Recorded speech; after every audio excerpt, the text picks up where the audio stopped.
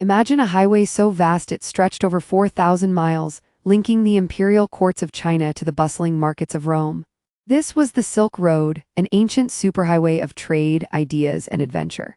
In the 2nd century BCE, a lone Chinese envoy named Zhang Qian dared to cross deserts and hostile realms, sparking an exchange that would echo for 2 millennia. From silk that shone like moonlight to spices that tingled the palate, merchants braved scorching heat and bitter cold for profit and curiosity. Stay with us as we trace the rise, zenith, and eventual twilight of this legendary route, revealing how its legacy still shapes our world today. Pause for drama. Our story begins in 138 BC, when Emperor Wu of the Han Dynasty ordered the envoy Zhang Qian to seek alliances against the Xiongnu nomads. Charged with crossing the vast deserts of Gansu, Zhang endured capture, escape, and a perilous trek through the Tarim Basin. Though his diplomatic mission failed, his eye-opening reports described thriving oasis cities, exotic goods, and complex cultures beyond the Chinese frontier. These revelations ignited imperial curiosity, prompting merchants to venture westward in search of silk, jade, and the fabled horses of Fergana. Within a generation, a network of routes emerged, stitching together kingdoms from Chang'an to Antioch. Zhang's daring footsteps became the first stone laid on a path that would reshape global connections. By the 1st century CE, oasis towns like Kashgar, Samarkand, and Merv blossomed into bustling crossroads. These caravanserais offered safe havens, sturdy walls, wells, and communal courtyards where traders could rest, barter, and share news. The routes themselves were not single roads but a web of corridors weaving through the Taklamakan Desert, the Pamir Mountains, and the Iranian Plateau. Seasonal winds dictated travel windows.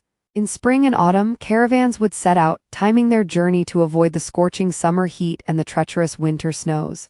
The physical geography demanded ingenuity. Stone-paved paths, rudimentary bridges, and towering watchtowers marked the way, turning an unforgiving landscape into a conduit for commerce. What exactly moved along these dusty arteries? The most coveted cargo was Chinese silk, fine, luminescent fabric that commanded fortunes in Roman courts.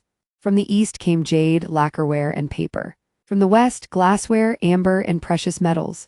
Spices like cinnamon, pepper, and cumin traveled thousands of miles, their aroma promising flavor and preservation.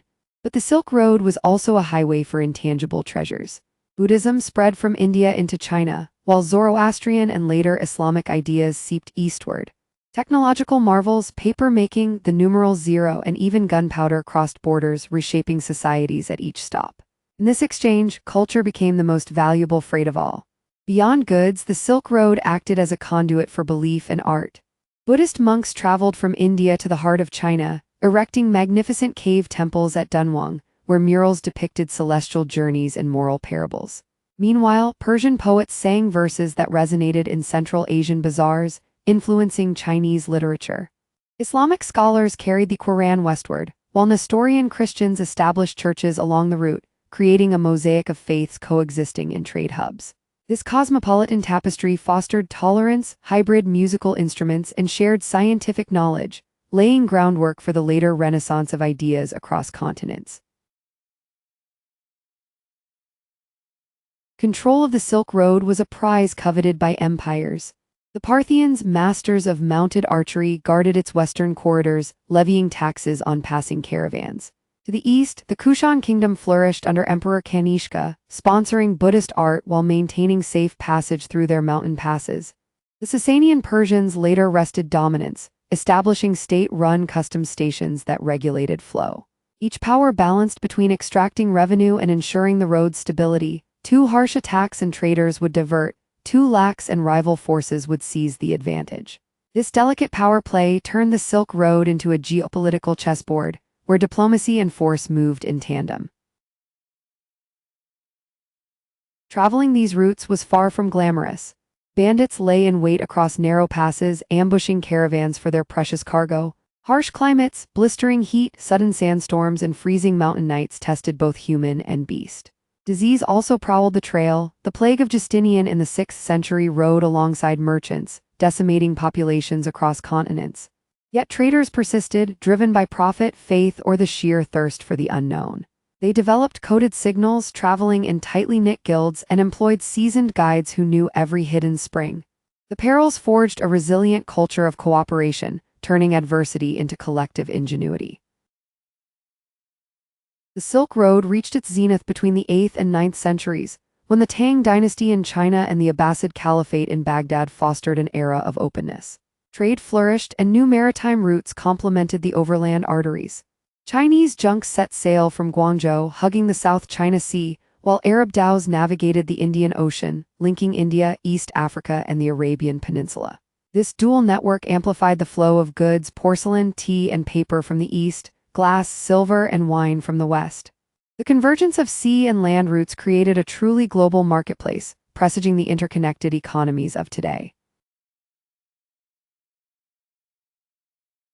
The road's decline began in the 13th century as the Mongol conquests shredded political boundaries, briefly uniting much of Eurasia under the Pax Mongolica, but also introducing new taxes and security demands. Later, the rise of powerful Ottoman control over the Anatolian gateway forced European merchants to seek alternative passages.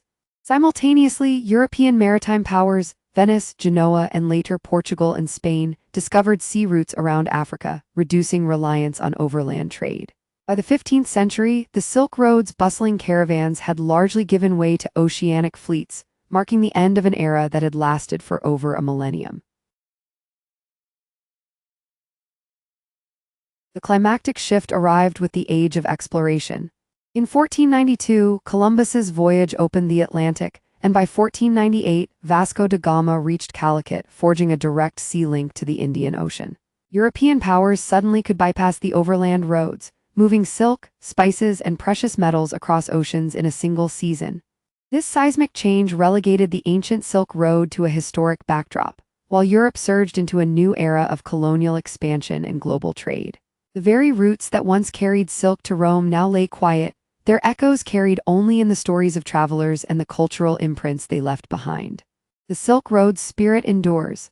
In the 21st century, China's Belt and Road Initiative seeks to revive ancient trade corridors with railways, highways, and ports stretching from Xi'an to Lisbon.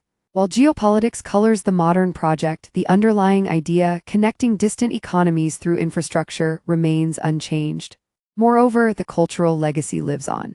Culinary traditions, artistic motifs, and linguistic borrowings trace their roots to this vast network. When you taste a curry in the UK or see a Persian carpet in a New York gallery, you're seeing the Silk Road's imprint. Its story reminds us that commerce, curiosity, and cooperation can bridge even the greatest distances. From daring envoys to bustling markets, from silk-laden caravans to modern high-speed rails, the Silk Road illustrates how humanity's desire to exchange ideas and goods can reshape the world. Its lessons echo in our globalized society. Cooperation fuels progress, while competition can spark innovation. If you enjoyed this journey through time, hit the like button, share your favorite Silk Road fact in the comments, and subscribe for more deep dive histories. Until next time, keep exploring the pathways of the past that guide our future.